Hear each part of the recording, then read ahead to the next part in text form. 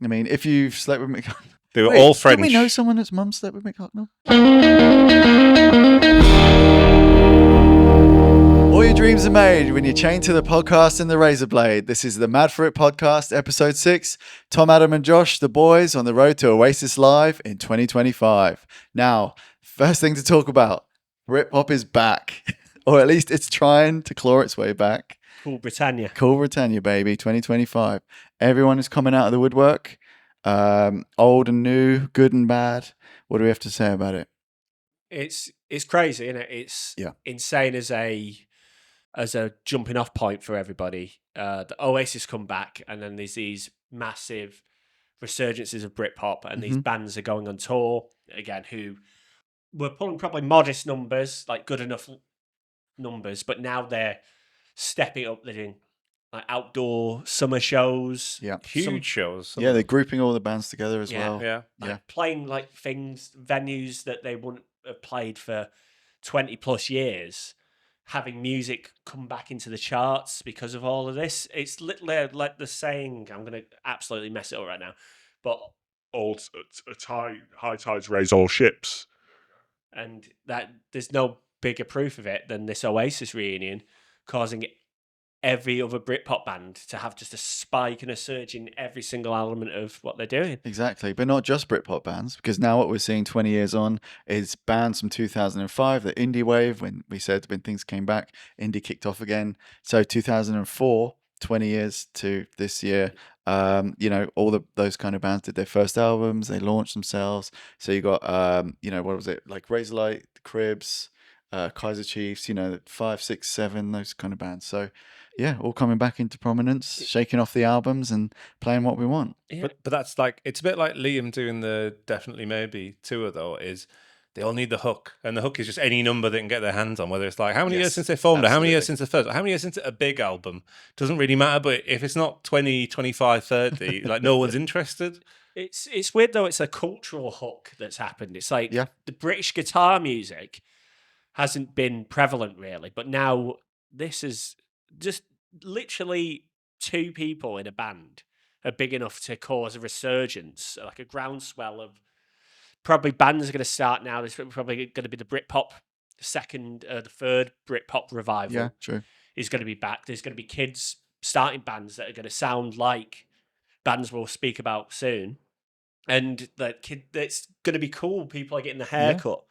I just bought some form of a parka, like a modern version of a parka. There we go. Like I'd cut my hair into the Oasis haircut if it wasn't curly. Like, well, that's interesting you say that. I've started growing out my sideburns, and I actually went to the hairdresser and I said, "Don't cut my sideburns," because part of what we're going to give to next year's gig is me growing my sideburns out for a year to see how wild we can get. November, but just crazy on the side. stuff's happening over here. We're just going wild. We're not seeing Paul Weller.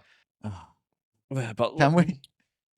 Adam, you should grow your hair out and get the well-end haircut. You should have that. Like, you should go there. I'll do the best with what I've got and try to cut. We can straighten it for you on an episode. I'll do. Should I do it? I'll get my hair cut. I say that That's now, a commitment. but when it comes to it, like I've got long hair, and I cut it just to straighten it for the gig, and I'll come out and it'll look like so curly and absolutely messed up, like curls up the side and at the front. Maybe that could be something for the comments, people. If we get enough people, then maybe that could happen. We can decide. Yeah, maybe if we get close and we're doing numbers, we'll do a competition of who is going to get the most whack Oasis haircut. I'm halfway there. Yeah, for the Oasis gig, like, that'd be so funny to just all the show, just literally fancy dress. Yeah, to go see Oasis. Yeah, we got the glasses, we got the hats, we're gonna get the parkas. You got the strap, we got the Adidas shoes. Yeah, parkas in July. In the middle of the summer. Mate, what percentage of Wembley is going to be parkas? 100%. Excellent answer. Absolutely excellent. The band, all the roadies, technicians, really cumbersome they'll to do anything. There'll be people committed. There'll definitely be guys there. And like I said in the last one, they're going to be like fainting in the crowd. They'll never even make it to, by the time Richard Ashcroft gets off stage. Yeah. They'll just be, we'll see almost like a clothesline of drenched, sweaty parkas. and blokes. It's just going to be Blokes and Ivy. half shirtless, half parkas. They'll be selling them there for like £300 a goal. Oh, yeah. That's it. Like Gotta get the merch. merchandising. Yeah. That's it. Well, that's when we're going. It's not listed on this poster, which we're really happy about. But there we are. Yeah, we'll get one at the gig. We'll get the official one. Yeah, we'll just have it's a bigger and whole wall of them. 3 times the cost of it. But we'll have it there. But on the reunions point, I think what surprised me is the size of some of the bands that are now like Ocean Colour Scene are doing 25 dates. They're playing including 2 nights at Brixton. Oh, wow. That is ginormous. They're playing every single major like academy venue, any size venue like that, city halls across the country. Well, because they're from the Midlands, so the biggest city's Birmingham. They're playing one of the arenas in Birmingham. Like, they wouldn't be playing an arena anywhere. Like 6 months ago, it'd be a whole different story. Because of this, is just allowed them to have enough proportion. Yeah. That people will be like, "Whoa, Oasis are back! I've got my ticket. Who else? Oh my god, yeah, all these other bands on the playlist that I'm listening to.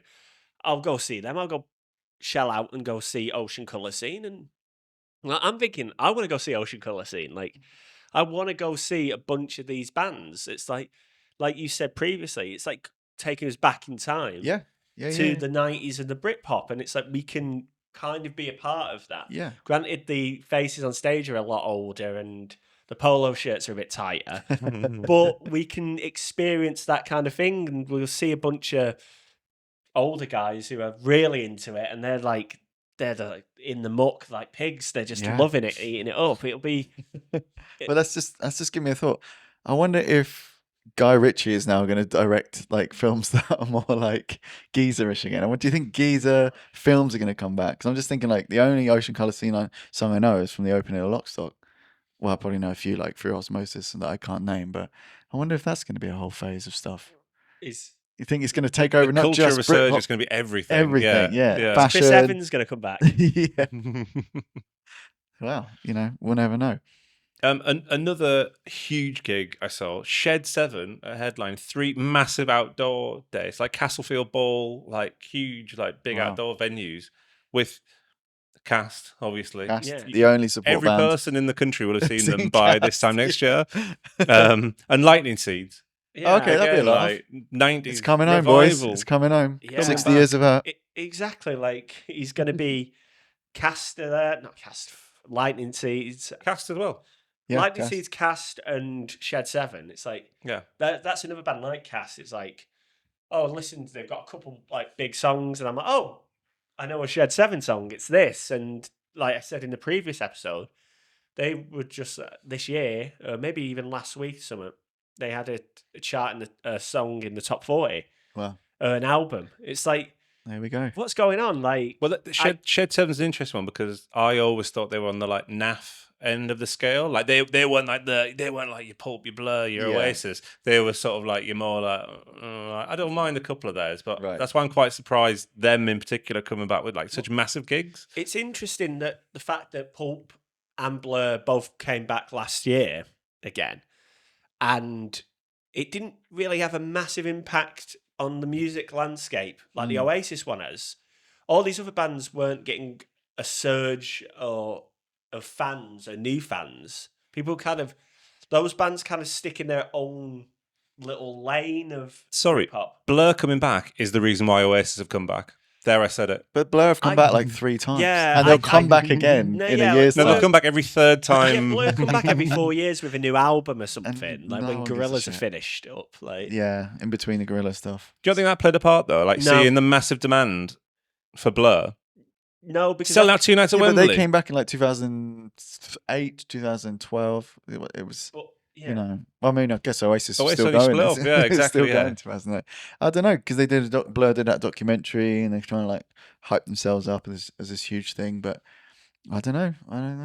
I think because the Oasis thing, is it a case of like, oh wow, did you see how well Blur did? Oasis have known since 2010. Yeah, how much people want to see them again. So it goes without saying that this was going to be a monumental success. It's been the top rumoured band at every Glastonbury lineup for the past however long they've been split up for 15 years. So I don't think that had anything to do with it. If anything, I feel that would push them further away from wanting to come back. They're like, well, we're not coming back just because Blur did it. They've come back on whatever terms they've decided. Yeah. And for some reason, they represent Britpop a lot more. Maybe because Blur have existed outside of... They've gone past Britpop and kept on. But definitely. then Oasis did it, but stuck with their kind of sound, where Blur were more of an indie alternative band in certain points. Yeah. And they kind of outgrew that Britpop thing. You think Britpop, it's probably Park Life and older Blur. There's an era of Blur. Yes. And everything beyond that isn't kind Britpop. of It's matured British a bit, band, and but it's not Britpop. It evolved. Well, I saw this quote from Noel that said, like, you know, he was saying that in 2009 or whatever, they're at their lowest ebb, or they weren't as good as they were, but actually time has made them great. You know, because now it's like, you know, you look back on the 70s or the 80s and you know, Queen and all these kind of big things that time has been kind of to, and it's kind of, that's done the same for them, at least in his mind. Like, maybe they're always great to us. I'm sorry, Lila is still shit. I mean, It doesn't matter how much time. it is the worst song. Yes. But if they don't play it, I'll be fuming. Oh, I can't wait to I'll sing be that with you guys. It's going to be so fuming. good. Like, that'll be the song that, Open with Lila. That'll Close be with like- Lila. Got to tell the story of when you went to the Killers and you saw that guy who didn't react to any songs. So, I at Wembley, 2013. Excellent. Killers there. I think their biggest show ever, even to date. I don't think they played Wembley Stadium again. They played other football grounds. Anyway, so we're in the crowd. It's great. That's sort of like peak, where they'd not released sort of all their more recent stuff, which is a bit so-so. But they had the third album, which I don't like. Day and Age, yeah. And stood next to a guy. Anyway, whole gig's going on. I'm loving it. They're playing like all the big hits. He's just stood there completely silent. And then Human comes on, and I've never seen a man freak so much. Literally pumping the air. He was absolutely loving it. And I was like, God, people do like the newer stuff. It's like, it literally takes all sorts. That's probably the last song of theirs I heard. But was that, again, like on FIFA 14 or something? No, he was in his 50s, this guy. Yeah, that song came out in like 2009 or something. It's like an old... Wow. But it's like Radio X or something. He was on there, or Six Music or something. It's from all that time ago. When I saw David Byrne at the O2, and he was playing Talking Head songs and stuff. But there was a guy sat on the row I was on, and he didn't react to any of the Talking Head songs, but he knew every word for David Byrne's new album. So he's like the one guy who came a great album, because he likes David Byrne Yeah. exclusively, and he's like, I don't care for Talking Heads. What's this Psycho Killer all about? Yeah. This is a weird song. But The Kiss from a Chicken is Hot is his favourite. That's on the song of David Byrne's American Utopia, for those who don't know. But yeah, so there'll be people. I wonder if that's going to be the case. Like we said, I didn't think that there'd be people who are going to be that into later Oasis albums, but there's certain people. But hey, Lila, they're out there. They'll be there. There will be people who love Lila. The Lila lovers. Yeah. Well, have we talked about the fact that the only albums I had were the first two and the last one? And I had that, what's it called again? Dig Your Soul? I just got it for Christmas in 2008. And because I used to play like video games and just have a CD on, I just, ran that CD forever and ever. And I do think I've told this story before. You'll be that guy though in the crowd. Yeah, I'll play Shock of the Lightning. Play these songs that no one knows, because that is a banger.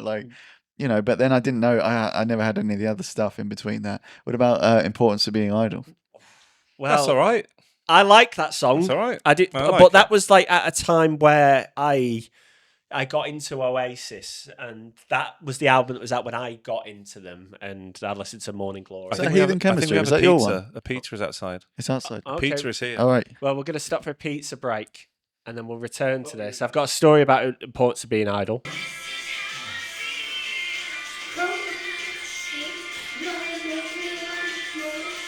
Well, back from the pizza break. Bloated, bread bound. I do not like Pizza Hut. I think I can convince them. Oh, hot take. We've got no Oasis sponsorship. We've got no Pizza Hut sponsorship. I Pizza Hut is the best of them. I love Domino's, and I like Papa John's as well. Okay. Oh, no, Papa John's. Papa John's is the worst What? pizza. I Domino's, worked there, and it's the worst. Pizza Hut. But they do the ones where they're like extra big, so you can basically have the but again the next day. The butter dip. We're not in extra big and extra shit. Like it's just so horrible. Just everything about it. The sauces are terrible. The pizza's terrible. But it The says people on the that box eat it are terrible. It says in the box it's better. Well, it does, yeah. Happy John, Elton John's pizza. Oh yeah. Put that picture of Papa John drunk. Oh, yeah. I eat. The end is coming. The reckoning is near. Stay tuned. The day of reckoning will come. What's that thing he says? Yeah. He's like got the joke. He's like, I eat. What does he eat? He eats 30 pizzas a month. Oh no, it's something a week, isn't it? He eats like 20 pizzas. He got taken down now because he got cancelled. He was got racist. cancelled. So he's not on the box now. He's just called John's Pizza. I know, like Papa's It's Pizza. still Papa John's. But the thing is, But it's just he used to have his picture on every slice. Every slice. But they Made of rectified that. mushrooms. They fixed it because they got Shaquille O'Neal as one of the there we head are. guys in it now. Shaq Zar. So yeah, they cancelled out the racism with getting Shaq involved. Excellent. Well, there we Return are. of the Shaq. Anyway. Papa Shaq. So we're full of pizza and what was it? Importance of being idle. Yeah, we were talking about. tell us what you know about that. In your Well, life. it's kind of a story of embarrassment on my part. Excellent. So years ago, whenever that was, it 2004, 2005, that album came out, the Don't Believe the Truth album. Mm-hmm. And the Importance of Being Idle was the big single off that one, and Lila, Hey, Lila. which you can have an argument of which is better. I think Lila's was the best Oasis song. So Great. Such a tune. So we had I don't know if everyone else's school did this. It's awards evening where they just give out awards like, best at English literature, best at history or something, best at sports. And they did it at the Civic Hall in Haywood. And so I wasn't up for any awards really, except one. So I'm dyslexic, and at school they were like, first, so you do French or Spanish from year 7, 8, and 9. I'm going to school thinking, I'm going to learn French or Spanish. They sit me down and they're like, you're not doing French or Spanish. You could barely do English. Oh. So we're gonna put you in to a different class where you'll sit and you'll basically learn the basic functions that you need to get through life of English. And so I did that. And then another thing with that is they'd always try to make me go to something called paired reading, which was in lunch break, where you'd have to go and read out loud next to like a helper teacher. And it's like, I hated doing it. I tried not to go, but then I went a few times. So they surprised me like, you're up for an award? And it's like, what's that? I'm like, it's an award for paired reading. And like my heart sank. And it's like, paired reading had a bit of a reputation. It's like people who are good at reading and pretty good at school don't do that. There's a certain type of kid who does that. Kids with learning difficulties, like myself. And I was like, I can't believe this. I'm getting the learning difficulty award at school. And anyway, so the awards night's happening. But the big thing about that song is my mate, my next door neighbour, played drums, and they had like a little house band playing there. And one of the songs they played was The Importance of Being Idle. So they played that in before the award ceremony or something. And it's like, okay, that song's in my head there. But that song's tainted now by this memory of waiting for this award. My friends taking the piss out of me. Like, you're going to get your special award or something. I'm like, fucking hell, right, okay. And then we get to the point, and we're going there, people going up before, everyone's getting awards, and then it's like, now it's time for the paired reading award. And I'm like, okay. Some other people who got it before me, they go up. Some of them are like thrilled to get an award, which is cool. But I'm like, don't want this. And I remember like the person going up before me and everybody laughing in the crowd. There's parents there as well. They were probably laughing. The nastier parents. It's Yeah. awful. And I was like, oh my God. And I remember walking across that stage as fast as I could and just hearing laughter and then getting that award and my friends laughing at me. And I turned to the teacher. She was like, good job. You got it was basically the participation award. And I turned to her and was like, never do that to me again. I never want an award of any kind, let alone this one. And so my memory of that whole thing is Importance of Being Idle. Anytime I hear that song, it throws me back to walking across that stage in one of the most embarrassing moments of my life. But it's even to a point now, it's a joke in my family. Like, my dad will say to someone talking about something, it's like, if they're talking about an achievement that they've done in life, my dad will be like, well, he's got a paired reading award. And he's like, so it's still in the garage. We'll get it out, and it's always like any kind of thing. It was an actual award, not just a certificate. It's a certificate. Oh, Like, it's he's like a huge trophy, like the World Cup or something. It's space on it. He's like, look at you now.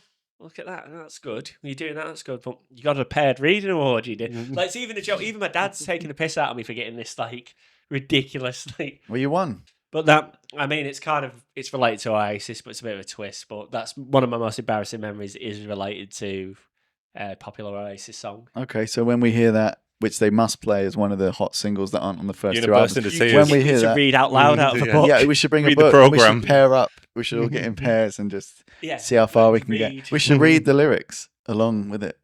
The karaoke We'll do kind it. of thing. That'll be in the video when we release it. Excellent. The paired Excellent. reading song. Hopefully they play it now. And if not, I hope they play Lila twice in its absence.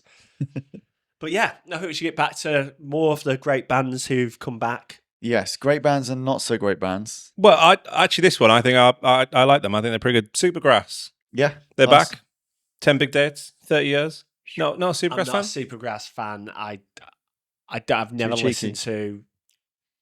I probably heard 2 Supergrass songs, and I hate All Right. Is that what's called? Yeah. Absolutely hate every element of it. Keyboard. We're all right. Oh, I hate the music video. I don't. I think That is pure 90s, though, isn't it? that is That is the 90s. Oh, it makes my skin crawl. I really hate it. Like, so that wouldn't be a gig I'd go to. I'm glad they're not supporting Oasis. all right. So we'll take that off the list. Stereophonics. How do we feel? Stereophonics, they're playing massive gigs. They're playing Cardiff Millennium Stadium. They've always which is, been. They've had a consistency of being big. Yeah, they've never Yeah, really but gone away. I either. think They've never gone away. Arena act that have. But I like- think that for me is different because I think Dakota really put them on into the stratosphere. that was their. But first, I think that was like their fifth or fourth. Yeah, that was well no, down that the was their line. That's first. late I down. think number one. Yes, I remember sorry, that but clearly, that I was their think, first but number. I Yeah. think their first album is absolutely blistering. I don't know if you've heard that stuff. 1,000 Trees, that's a classic. More Life in a Tramp's Vest.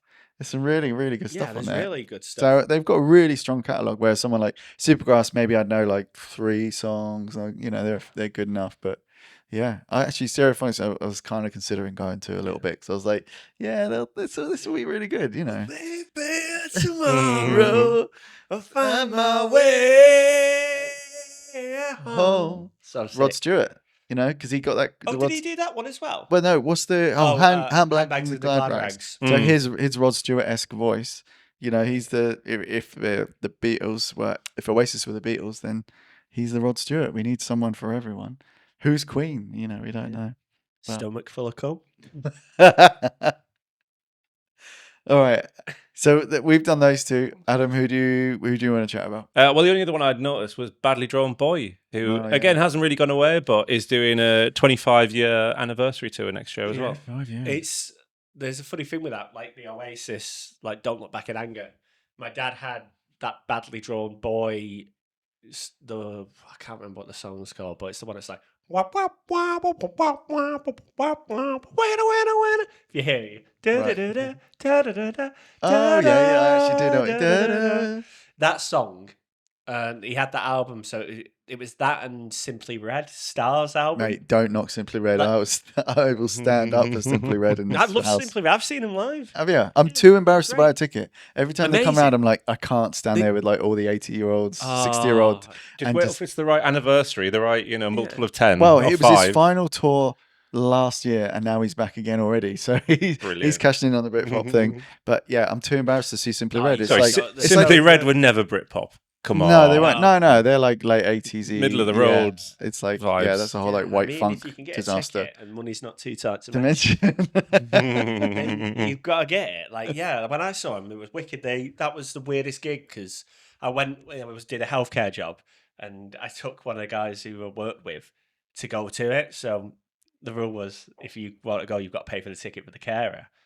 So I got to go for free, which was sick, and I like it. Right. And Natalie and Brulé supported. Wow. No Well, way. there we Yeah, are. which was sick. Huge. Wow.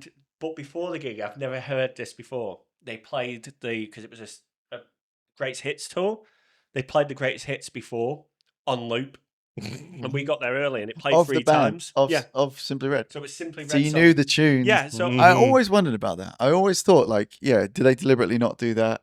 or it would be a really good warm up. But that sounds like such a simply read thing to do. Yeah. It's like, oh, you're gonna like pre-learn the songs a few times because we only know like 2 or 3 like Fairground and Money's Too Tight and all that kind of stuff. But we're gonna teach you Here's for Your Babies, which I love playing to my wife to wind her up. Like Sympathy for the Woman Giving Birth. These are the songs that Oasis aren't writing.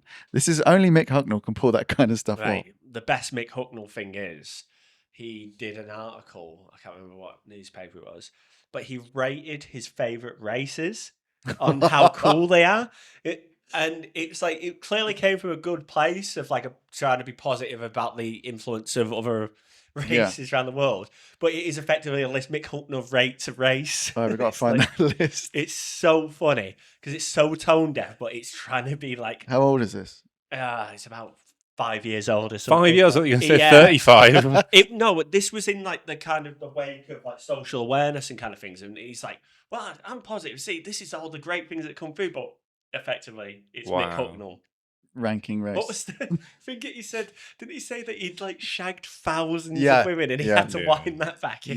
Yeah. Well, you know, again, you can always tell how influential a band is based on how big they are in France, I always find. Because stuff like works in England or in the UK because we're such a small island and we take stuff like Oasis. Doesn't always work in America, but Japan will always like take stuff on almost in the same way we do, which is really interesting. So then when you see stuff that works in France, it's like... very different and Simply Red are like France's biggest. I can imagine. It's kind of wet, it's kind of sensual, but it's kind of cringe, but outdated and romantic. But you don't want to get in bed with Mick Hucknall unless you're one of these thousands of women. So I mean, if you've slept with Mick Hucknall, they were all French. Do we know someone that's mum slept with Mick Hucknall? I don't know. Yes, my brother knows someone that's mum's slept or something like that. She's something part of a very big club. She is not exclusive in that manner. I've got one last Hucknall story. Please. So my dad, it's a regurgitated story that my dad told me that one of his friends was working at like a local radio station in Manchester, and Mick, he was like interning back in either the late 80s, early 90s, and Mick Hucknall was in, and he walked out, and my dad's mate went, "You're Mick Hucknall," and Mick Hucknall went, "You're full of shit." He just walked past. He's an absolute turd, apparently. I bet he's about 5 foot as well. Yeah. But Mick, if you're watching this by some crazy osmosis, I'll take tickets to your... Yeah, we'll all go. I'd love to see I'd love to see Simply Red. Love the thought. So bringing us back to what we were talking about earlier, I realised in about like 2014 or something that every gig I was going to was either a 20th or a 30th anniversary thing. And I found that a really negative thing because I just didn't think about it until it was too late. I was like, oh, it's this album. And you want to see like the band's best album in full. It's like Liam G playing Definitely Maybe. It's like, that's what we want. Just give us what we want. And that becomes rarer and rarer nowadays, especially with bands that have gone on and on and on. And then, you know, you have to listen to all the other stuff. But at Ali Pali, I'm seeing Interpol in about 2 or 3 weeks, and they're doing 20 years of Antics. So it's like, I still haven't finished this thing of like, wow, I want to see the album because that was the album that I jumped in on. And that was the one that got me going. So yeah, it's interesting. It just... Are we going to get to a point in like 5 years' time where it's just anniversary stuff? Because no one, I think we're there's there no already. value in new music, right? Yeah. You know, to press a record and to go in the studio and to do the promo, just play the old stuff. And people now are seeing like this greatest hits machine as more of a thing than, you know, before. Yeah, it guarantees you ticket sales because people won't want to really go and see, oh, well, they're going to play a new album, they'll play a couple of songs. If you're guaranteed like Antics, if you're guaranteed Blue Album from Weezer, exactly, yeah. If you're guaranteed these things, you can play a larger venue, like Ali Pali, like Interpol played Ali Pali. This will be the second time, is it? Yeah, I've saw and them then there before. Yeah, not reunion. Sorry, first anniversary tours. Yeah, and then they probably play like Brixton Academy normally. Yeah, I mean, I've seen them probably more than any other band apart from the Smythes. But yeah, just up and down the country, Bournemouth, Brixton, everywhere, like up and down. Yeah. Is Ali Pali the biggest venue you've seen them at? Yes, absolutely. Yeah. The festival, we saw them at a big festival, but they weren't on the biggest stage. Yeah. But even that probably wasn't as big as Ali Pali. Yeah. That was. That definitely wouldn't be as big as Ali Pali. The second stage. It wasn't a very big field that we saw them in either. No, we were on like a side stage. Yeah. Which is weird again for them, like seeing them in with 6,000 people was weird because it seemed like it should be way bigger than that. So that was a treat as well, you know, in that respect. So is part of it the cost though? Because actually now a gig, like you say, is like 50 quid, 70 quid for like an academy. That's like fine. Mm-hmm.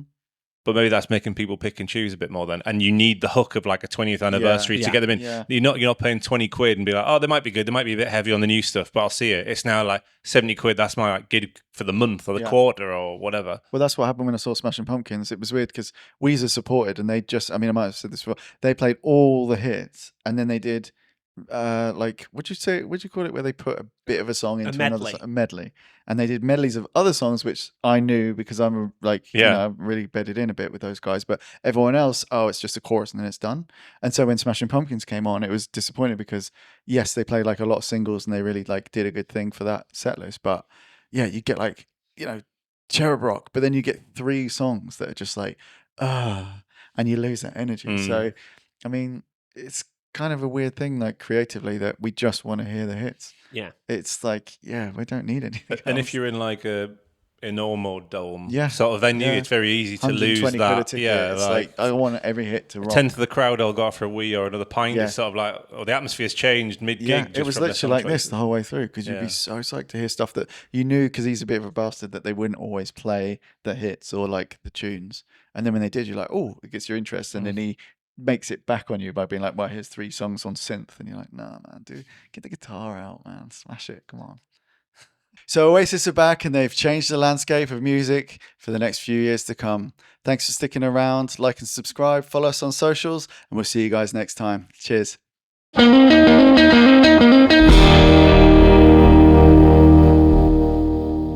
something we're going to cut out anyway, just to get the energy. Maybe. I'm a Cockney, mate.